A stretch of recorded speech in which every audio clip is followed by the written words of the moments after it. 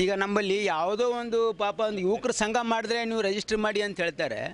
R S S ನಾವು ದೇಶಾದ್ಯಂತ ನಾವು ಒಂದು ಸಂಘಟನೆ ನಡೆಸ್ತಾ ಇದ್ದೀವಿ, ನಮ್ಗೆ ಇಷ್ಟು ಜನ ಮೆಂಬರ್ಸ್ ಇದ್ದಾರೆ, ಈ ದೇಶಾದ್ಯಂತ ಮಾರ್ಚ್ ಮಾಡ್ತೀವಿ ಅಂದರೆ ನಿಮಗೇನು ಯಾರು ಹೇಳೋರು ಕೇಳೋರಿಲ್ವಾ?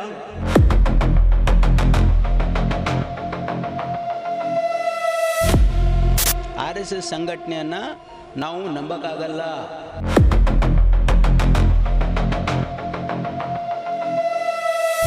ನಿಮ್ಮ ಆ್ಯಕ್ಟಿವಿಟೀಸ್ ಆ್ಯಸ್ ಪರ್ ಲಾ ಮಾಡಿ ಅಂತ ಪ್ರಿಯಾಂಕ್ ಹೇಳಿದ್ದು ಕರೆಕ್ಟ್ ಇದೆ. ಮೊಹಮ್ಮದ್ ಗಜ್ನಿ, ಮೊಹಮ್ಮದ್ ಗೋರಿ, ಸೋಮನಾಥ್ ಟೆಂಪಲನ್ನು ಲೂಟಿ ಮಾಡಿದ್ದಾರೆ. ನಮ್ಮ ಹಿಂದುತ್ವ ರಕ್ಷಣೆ ಮಾಡ್ತೀವಿ ಅಂತ ಹೇಳಿ ಅಧಿಕಾರಕ್ಕೆ ಬಂದಿರತಕ್ಕಂಥ ಮೋದಿ ಸರ್ಕಾರ ಇವತ್ತು ರಾಮ ಮಂದಿರ ಲೂಟಿ ಮಾಡ್ತಾ ಇದೆ.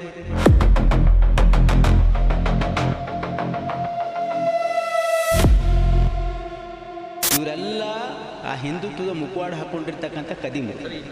ರಾಮನ ಹುಂಡಿ ಕಳ್ತನ ಅಲ್ಲ, ರಾಮನ ಮಂದಿರ ಕಟ್ಟೋದಕ್ಕೇನೂ ಕೂಡ ಏನು ಜಮಾ ಆಗಿರ್ತಕ್ಕಂಥ ಹಣದಲ್ಲಿ ಭಾಳ ದೊಡ್ಡ ಗೋಲ್ಮಾಲ್ ಇದೆ. ಭಾಳ ದೊಡ್ಡ ಹಣ ಹೊಡೆದು BJPಯವರು ಶ್ರೀಮಂತರಾಗಿದ್ದಾರೆ, RSS ಅವರು ಶ್ರೀಮಂತರಾಗಿದ್ದಾರೆ, ಇದರಲ್ಲಿ ವಿಶ್ವ ಹಿಂದೂ ಪರಿಷತ್ತು ಶ್ರೀಮಂತರಾಗಿದ್ದಾರೆ.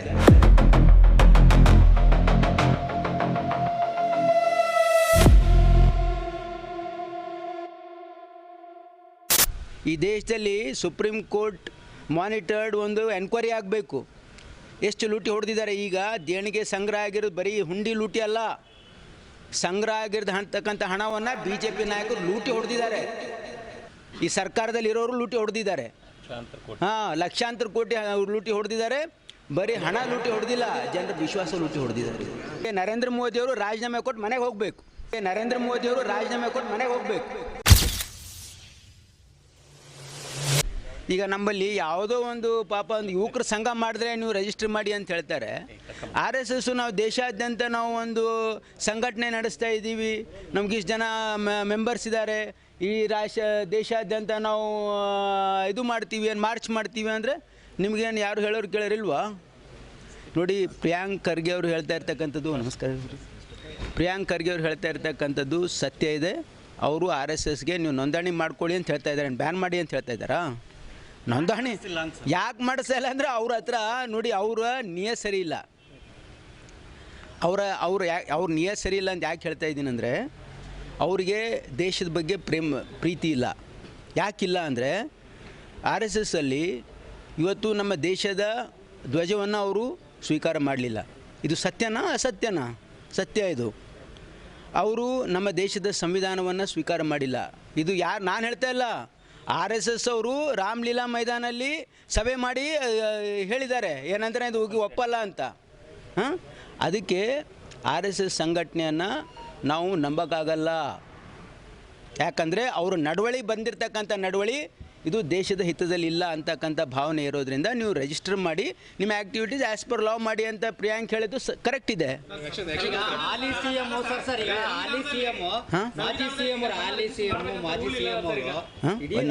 ಬರಗಾಲ ಆವರಿಸಿಕೊಂಡಿರುವಂಥದ್ದು ಅದು ಮಾಜಿ CM ಅವ್ರಿಗೆ ಕೇಳಬೇಕು ನೀವು, ನನಗಲ್ಲ.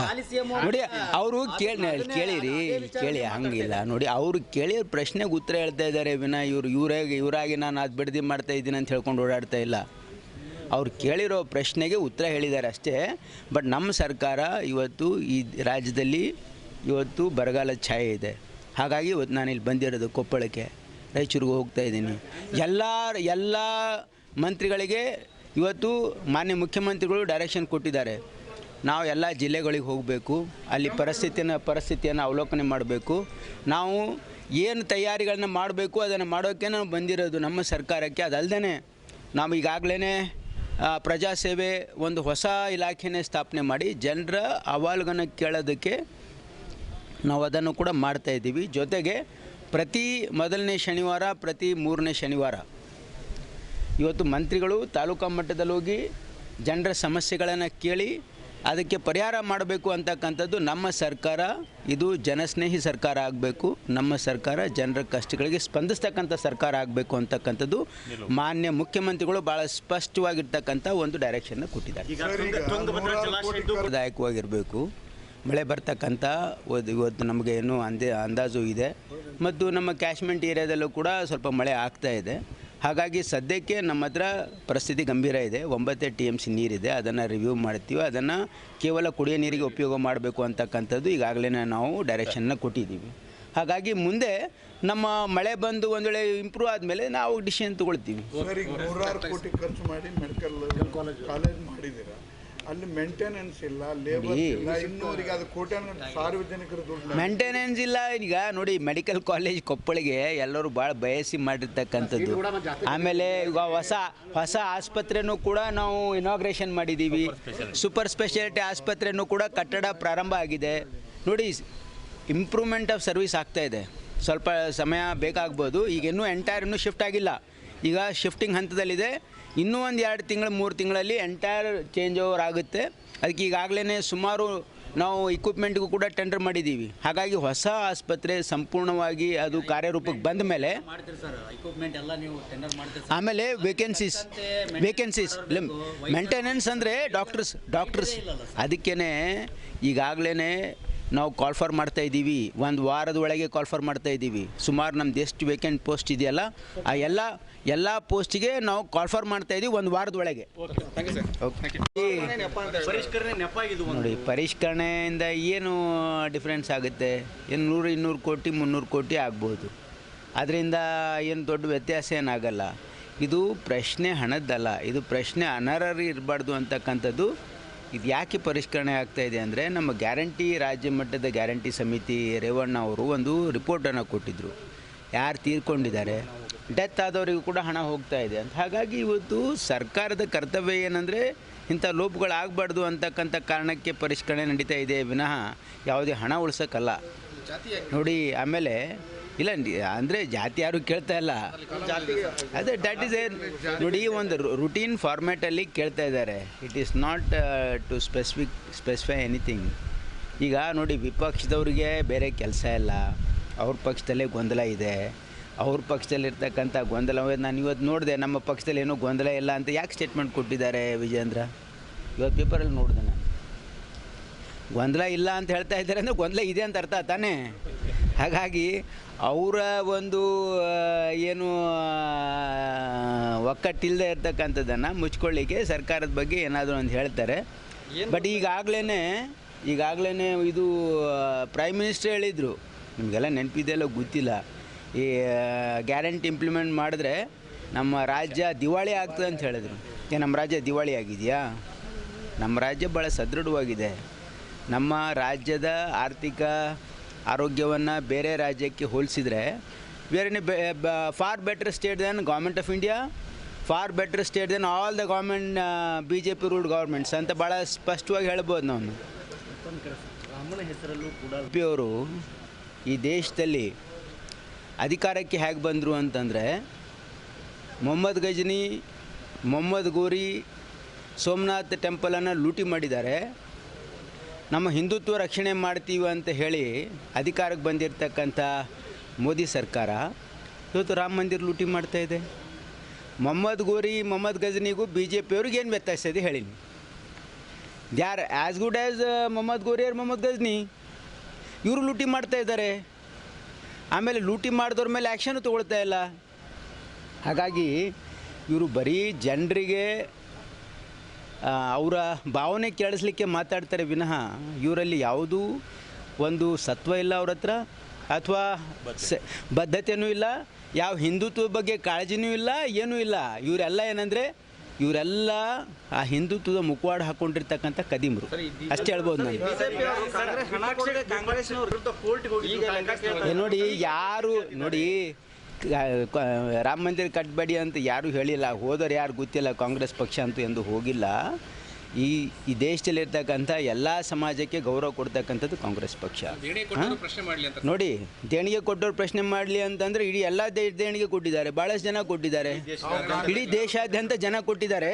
ಕೇಳಿ, ನೀವು ಪ್ರಶ್ನೆ ನಮಗಲ್ರಿ, ಅವ್ರಿಗೆ ಕೇಳಬೇಕು.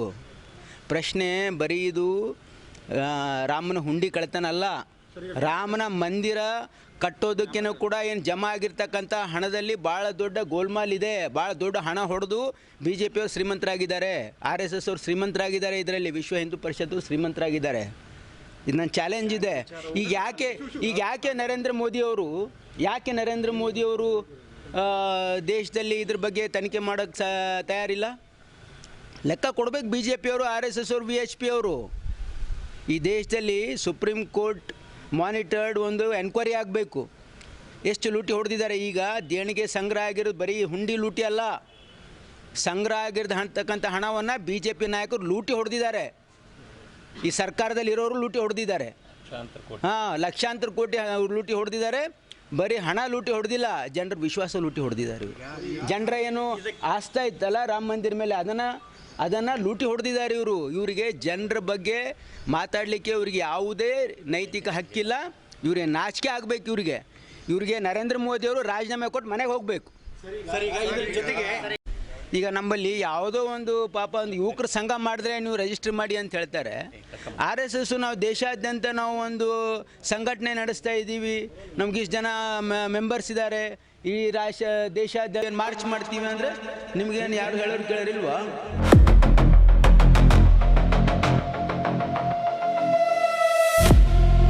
ಆರ್ ಎಸ್ ಎಸ್ ಸಂಘಟನೆಯನ್ನು ನಾವು ನಂಬಕ್ಕಾಗಲ್ಲ.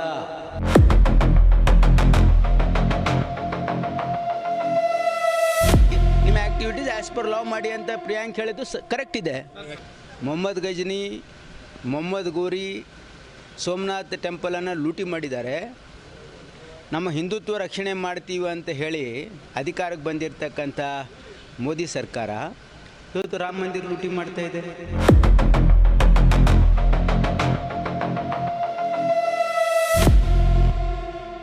ಇವರೆಲ್ಲ ಆ ಹಿಂದುತ್ವದ ಮುಖವಾಡ ಹಾಕ್ಕೊಂಡಿರ್ತಕ್ಕಂಥ ಕದಿಮು. ರಾಮನ ಹುಂಡಿ ಕಳ್ತನ ಅಲ್ಲ, ರಾಮನ ಮಂದಿರ ಕಟ್ಟೋದಕ್ಕೇನೂ ಕೂಡ ಏನು ಜಮಾ ಆಗಿರ್ತಕ್ಕಂಥ ಹಣದಲ್ಲಿ ಭಾಳ ದೊಡ್ಡ ಗೋಲ್ಮಾಲ್ ಇದೆ. ಭಾಳ ದೊಡ್ಡ ಹಣ ಹೊಡೆದು ಬಿ ಜೆ ಪಿಯವರು ಶ್ರೀಮಂತರಾಗಿದ್ದಾರೆ, ಆರ್ ಎಸ್ ಎಸ್ ಅವರು ಶ್ರೀಮಂತರಾಗಿದ್ದಾರೆ, ಇದರಲ್ಲಿ ವಿಶ್ವ ಹಿಂದೂ ಪರಿಷತ್ತು ಶ್ರೀಮಂತರಾಗಿದ್ದಾರೆ.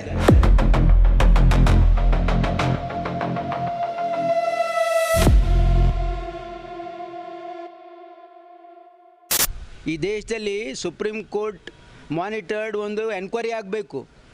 ಎಷ್ಟು ಲೂಟಿ ಹೊಡೆದಿದ್ದಾರೆ. ಈಗ ದೇಣಿಗೆ ಸಂಗ್ರಹ ಆಗಿರೋದು ಬರೀ ಹುಂಡಿ ಲೂಟಿ ಅಲ್ಲ, ಸಂಗ್ರಹ ಆಗಿರ್ತಕ್ಕಂಥ ಹಣವನ್ನು ಬಿ ಜೆ ಪಿ ನಾಯಕರು ಲೂಟಿ ಹೊಡೆದಿದ್ದಾರೆ. ಈ ಸರ್ಕಾರದಲ್ಲಿ ಇರೋರು ಲೂಟಿ ಹೊಡೆದಿದ್ದಾರೆ. ಲಕ್ಷಾಂತರ ಕೋಟಿ ಲೂಟಿ ಹೊಡೆದಿದ್ದಾರೆ. ಬರೀ ಹಣ ಲೂಟಿ ಹೊಡೆದಿಲ್ಲ, ಜನರ ವಿಶ್ವಾಸ ಲೂಟಿ ಹೊಡೆದಿದ್ದಾರೆ. ನರೇಂದ್ರ ಮೋದಿಯವರು ರಾಜೀನಾಮೆ ಕೊಟ್ಟು ಮನೆಗೆ ಹೋಗಬೇಕು.